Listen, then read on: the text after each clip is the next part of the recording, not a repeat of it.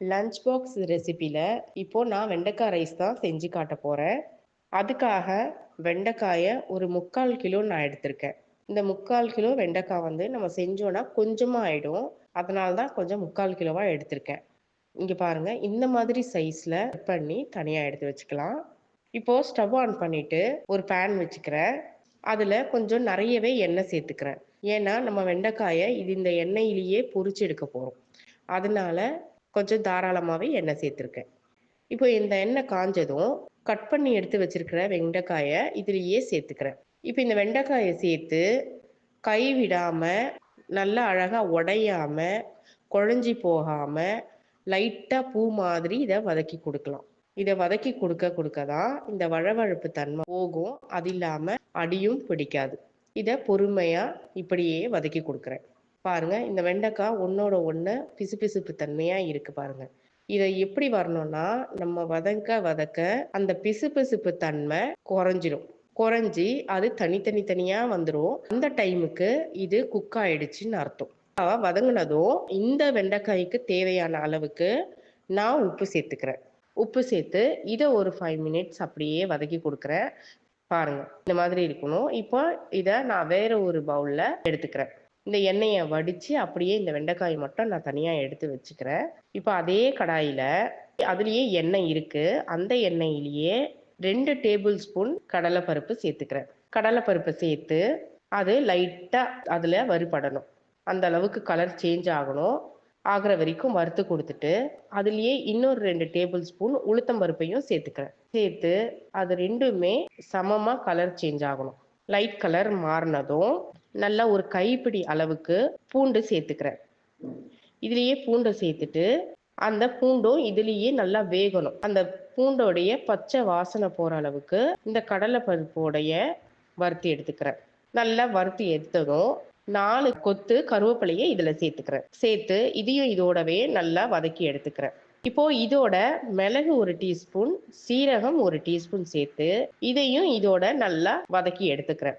எதுக்கு ஒன்றும் நான் வந்து தனித்தனியாக போடுறேன்னா, ஒன்று சீக்கிரமாக வதங்கிடும், ஒன்று லேட்டாக வதங்கும். லேட்டாக வதங்குறத ஃபர்ஸ்ட்லேயே நம்ம சேர்த்துடுறோம், சீக்கிரமாக வதங்குறத அதுக்கப்புறமா சேர்க்குறோம். இப்போ அது நல்லா வதங்கினதுமே காஷ்மீரி மிளகாய் 3, வரமிளகா 2 இதுலேயே சேர்த்து அதையுமே நல்லா இது கூட ஒன்னோட ஒன்றா கிளறி கொடுத்துக்கிறேன். நல்லா கிளறி கொடுத்துட்டு ஒரு மூடி தேங்காவை மிக்சியில் போட்டு நல்லா துருவின மாதிரி பொடி பண்ணி எடுத்து வச்சுக்கலாம். தண்ணிலாம் எதுலையுமே சேர்த்துறாதீங்க. அதை நல்லா துருவின மாதிரி பொடி பண்ணி எடுத்துக்கோங்க. அந்த ஒரு மூடி தேங்காயும் இதுலேயே நான் சேர்த்துக்கிறேன். சேர்த்து இந்த தேங்காய் வந்து நல்லா ட்ரை ஆகணும். ட்ரை ஆகிற வரைக்கும் இந்த மசாலாவோடவே நல்லா மிக்ஸ் பண்ணிக்கிறேன்.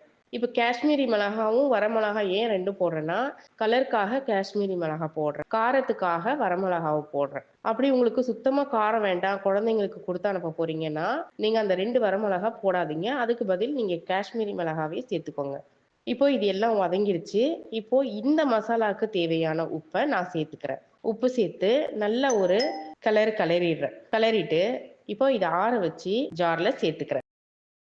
மிக்சி ஜாரில் சேர்த்து இதை பொடி பண்ணி எடுத்துக்கிறேன். அதாவது ரொம்ப வந்து மசியே இருக்கக்கூடாது, கொஞ்சம் கொரப்பாக இருக்கிற அளவுக்கு இதை மிக்சி ஜாரில் போட்டு பொடி பண்ணி எடுத்துக்கிறேன். இதை தனியாக வச்சுக்கலாம். இப்போ அதே கடாயில் எண்ணெய் சேர்த்துக்கிறேன். எண்ணெய் சேர்த்து எண்ணெய் காஞ்சதும் நல்லா ஒரு கைப்பிடி அளவுக்கு வேர்க்கடலையை சேர்த்துக்கிறேன்.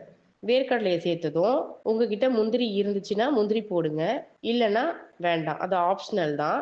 சரி, நான் கொஞ்சமாக போடுறேன், முந்திரி சேர்த்துக்கிறேன். இதில் சேர்த்து இந்த முந்திரியும் வேர்க்கடலையும் கலர் சேஞ்ச் ஆனதுக்கு அப்புறம் இதுலேயே ஒரு பச்சை மிளகாயை கட் பண்ணி இதுலேயே சேர்த்துக்கிறேன். ஒரு கொத்து கருவேப்பிலையும் சேர்த்துக்கிறேன். சேர்த்து இது கூடவே நல்லா வறுத்து எடுத்துக்கிறேன். இப்போ இதில் இஞ்சி பூண்டு பேஸ்ட் கொஞ்சமாக சேர்த்துக்கிறேன் ஃப்ளேவருக்காக. இஞ்சி பூண்டு பேஸ்ட்டு போட்டு இதை நல்லா வதக்கி கொடுத்துக்கலாம். பாருங்க, நல்லா இது வதங்கினதும் இதோட நம்ம பொரிச்சு வச்ச வெண்டைக்காயும் இதோடவே சேர்த்துக்கலாம். சேர்த்துட்டு நம்ம பொடி பண்ணி வச்சிருக்கிற மசாலாவையும் இதுலேயே சேர்த்துக்கலாம். சேர்த்து இந்த வெண்டைக்காய் தாளிச்ச இந்த பருப்புகள், இந்த மசாலா எல்லாமே ஒன்றா கிளறி கொடுத்துட்டு, நான் ஆல்ரெடி உப்பு போட்டு சாப்பாடை வடித்து எடுத்து வச்சுருக்கேன், ஆற வச்சு. அதை இதோடவே நான் சேர்த்துக்கிறேன். 3-4 பேர் சாப்பிட்லாம். அந்த அளவுக்கு சாப்பாட்டுக்கு தான் இத நான் ரெடி பண்ணியிருக்கேன். இப்ப இதோட சாப்பாட கொட்டி நல்லா கெளறியாச்சு. மேல கொஞ்சமா கொத்தமல்லிய தூவி பசங்களுக்கு கொடுக்க வேண்டியது தான். நீங்களும் இதே மாரி ட்ரை பண்ணி பாருங்க. நல்ல வாசனையா, மணமா ஒரு வெண்டைக்கா ரைஸ்னா உண்மையாவே அவ்ளோ சூப்பரா இருக்கும். நீங்களும் ட்ரை பண்ணி பாருங்க.